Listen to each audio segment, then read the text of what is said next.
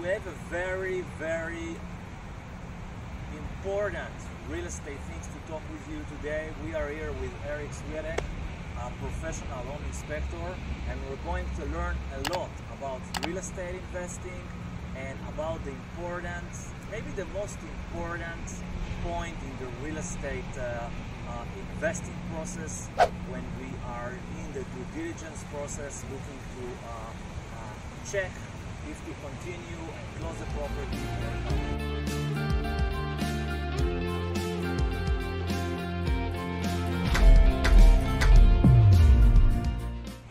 Hey Arik, how are you?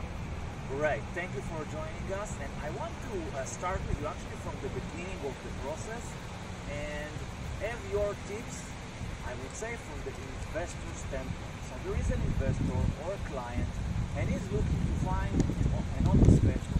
Can you maybe give some tips from your end, like what are the different ways to find an home inspector? How do you even start finding home inspector? Sure, absolutely. Right off the top, the most important thing as of July 1st this year in the United States, and specifically the Cleveland market, a home inspector now needs to be professionally licensed. So there are ways to search out a list of individuals who carry that license. That's done through the Ohio Department of Commerce website.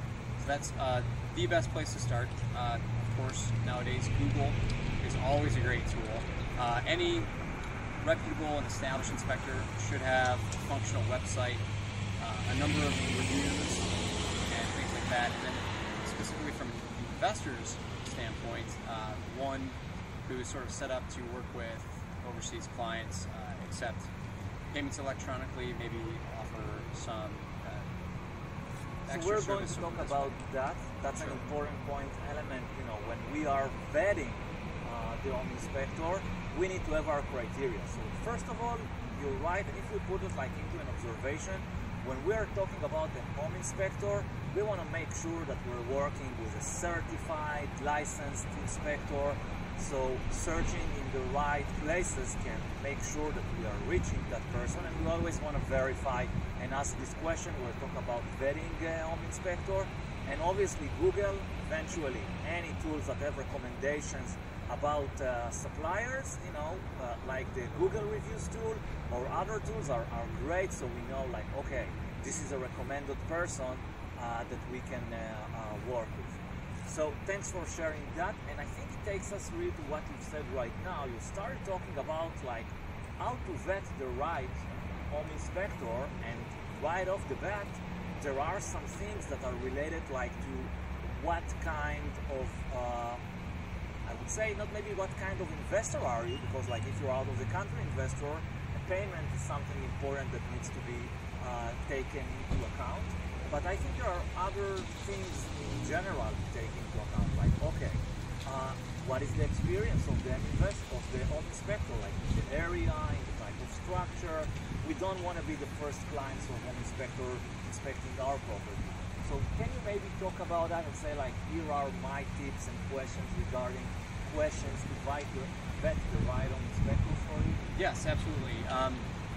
Inspectors will be sort of divided into certain cylinders and categories that they specialize in: residential, commercial, things like that. So obviously, depending on what sort of properties you're looking for, you want to find the right inspector who has ample experience, let's say, for example, on the residential side.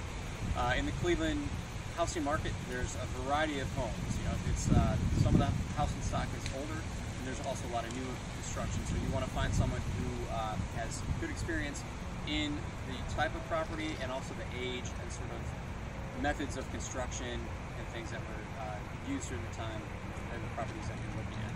This is very important because an experienced home inspector in the area, he knows to spot and look out for things that are common to the area, and this is something that when you have a person in the area can easily spot out. Maybe we can give an example, Arik, that we talked about just to illustrate why it's important.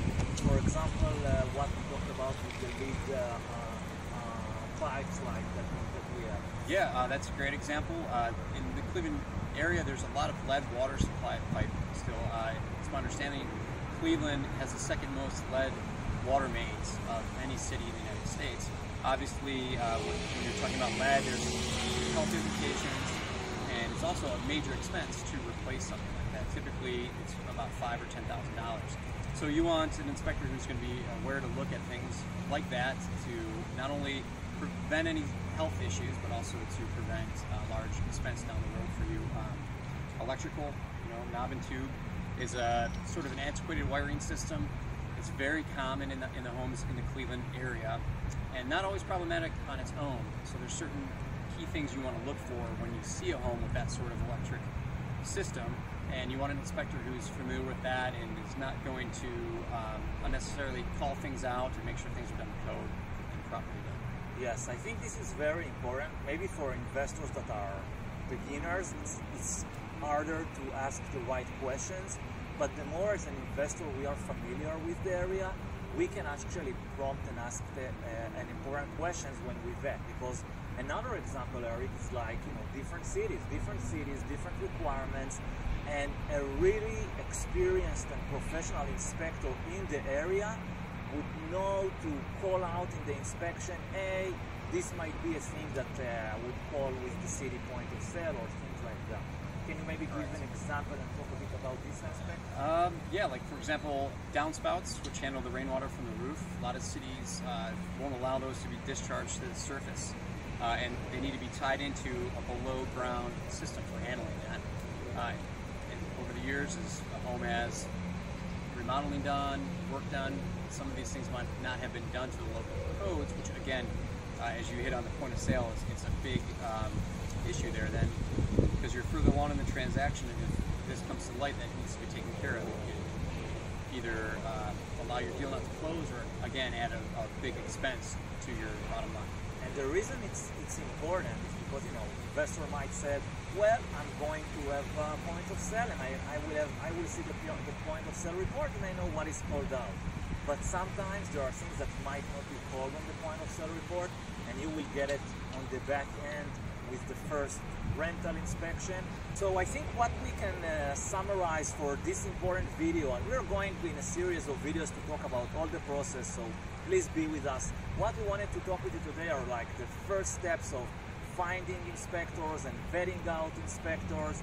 You want to make sure that you have a licensed, certified inspectors, and you want to make sure they are actually experienced in the area and in the type of building and structure you want to do.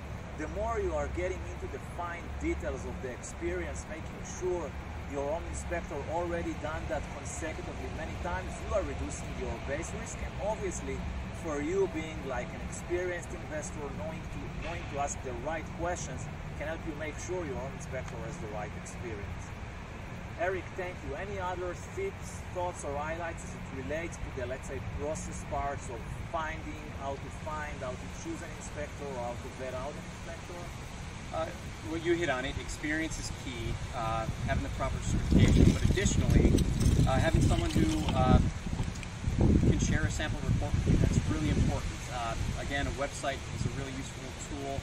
I would say maybe only a small percentage of the actual inspectors in the area have a functional website. It's just good for reading bios, things like that. But really, yeah, the number one thing is experience. I think you hit on a very important point. Sample report is a must requirement when vetting of inspectors, because you want to know what are the kind of outputs you should expect. So this really aligns the expectation, asking for a sample report.